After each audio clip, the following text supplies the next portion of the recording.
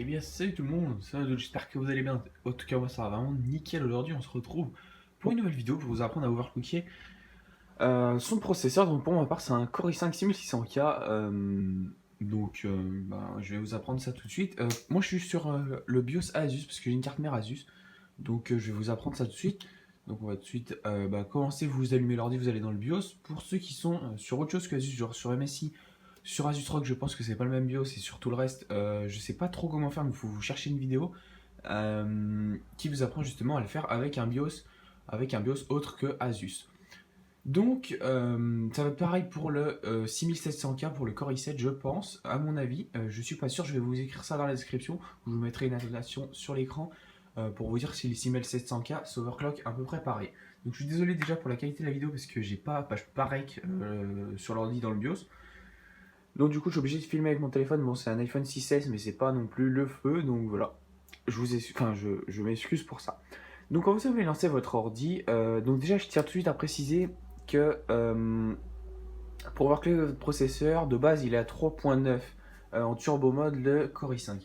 Donc, si vous avez un ventirad processeur de base, ah non, le 6100K n'a pas de ventilation. Enfin, si vous avez un truc simple comme moi, regardez sur ma tour, j'ai un Be Quiet Shadows Rock Slim pour l'instant, parce que j'ai commandé mon water cooling, etc. Je vais changer de carte mère et tout le reste, mais ça c'est compliqué.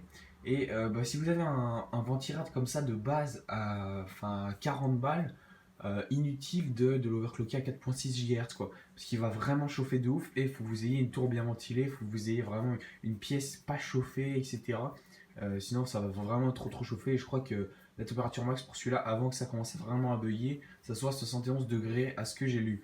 Donc, 71 degrés, on les atteint quand même assez facilement. Donc je vous conseille, si vous avez un ventirad comme le mien ou approximativement le mien, tout simplement vous prenez, vous le overclockez à 4.2 GHz, il chauffera pas plus que ça et 4.2 GHz, franchement, on sent quand même un petit peu la différence en jeu.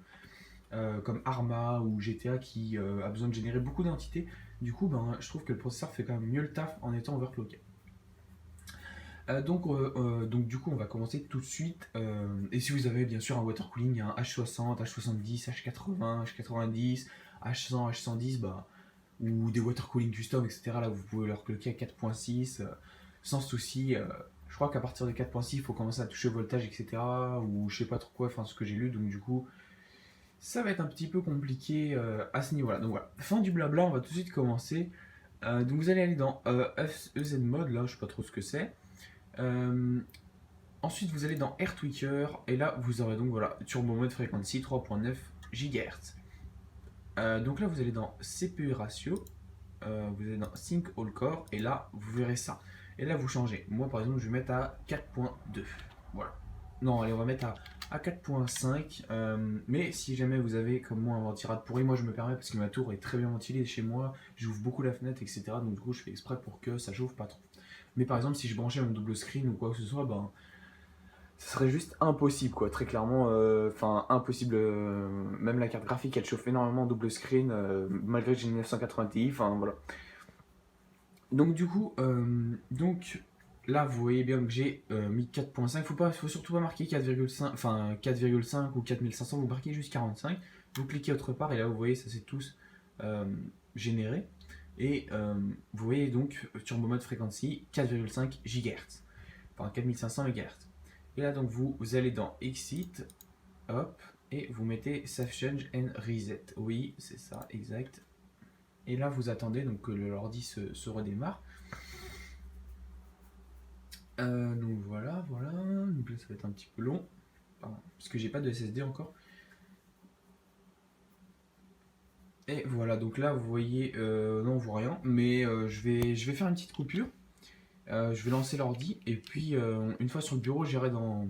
Comment ça s'appelle dans CPUZ et je vous montrerai tout simplement que le processeur en turbo mode fonctionne à 4522 ou 20 MHz je crois. Voilà, à tout de suite. Donc voilà, on se retrouve pour la suite de la vidéo. Donc vous voyez que j'ai marqué bien CPUZ dans la barre de recherche de Windows 10. On va mettre oui tout simplement. Attendez, il faut que je regarde l'écran et pas le téléphone. Voilà. Et donc je lance CPUZ et malgré que je n'ai pas touché à quoi que ce soit, on voit tout simplement le core speed à 4523 MHz, ce qui veut tout simplement dire qu'on a bel et bien overclocké le processeur à 4500 MHz ou 4,5 GHz. Donc voilà, j'espère que ce tuto vous aura plu. N'hésitez pas à me demander d'autres tutos, par exemple comment overclocker sa carte graphique ou comment, enfin je sais pas, comment monter, je ne sais pas moi, quelque chose dans son PC, comment bien gérer le câble management, comment, enfin je sais pas, si vous avez besoin d'un tuto, vous me le demandez en commentaire, puis moi je serai là pour répondre à toutes vos questions et à faire une vidéo si jamais ça nécessite vraiment une vidéo. Donc voilà, n'hésitez pas à lâcher un like si ça vous a plu, à lâcher, à vous abonner, et puis voilà, on se retrouve dans une prochaine vidéo. Ciao tout le monde, peace.